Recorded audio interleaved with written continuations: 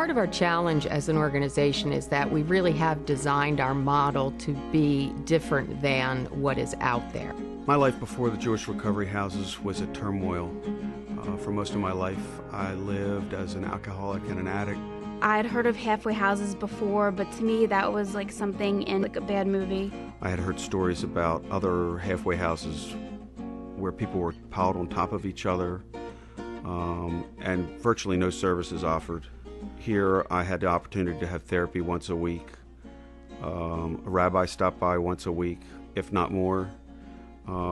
We all went to meetings together. We operate a abstinence-based program, therefore no substances are allowed in our houses. We also believe that because we have a unique therapeutic community and we have a one-year program and a very unique model of treatment, that's the reason for the fact that we have a 45% long-term recovery rate versus a national average of 10%.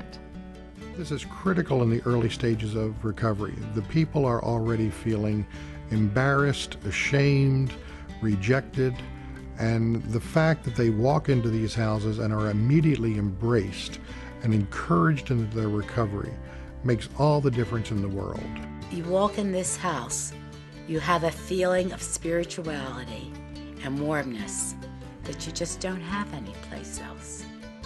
Once you realize that you really have to talk about it and you really have to address it and be honest with everyone in the family and everyone in your life, you've taken the first breakthrough, which is really the first step of breaking through that denial to address the issue head on.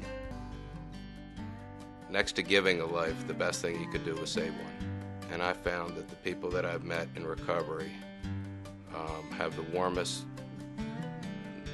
hearts, some of the nicest people I've ever met in my life.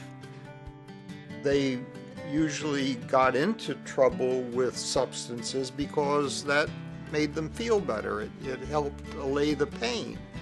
And when you're recovering, you are in pain.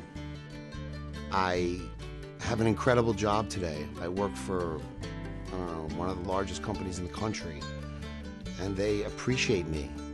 My expectations for the future are to remain connected to the Jewish recovery houses and help the other men and women there and give back, just to be good to myself and to remain faithful and to remember where I came from and what the houses did for me. My daughter's experience at the Jewish Recovery House, I think, played an essential role in basically saving her life. The reason that I'm alive today is because of the time I spent here, the 7 months here, doing the right thing at the Jewish Recovery Houses. There's no value I can place on the time that I spent here. That's the reason that I'm clean and sober today. This place taught me how to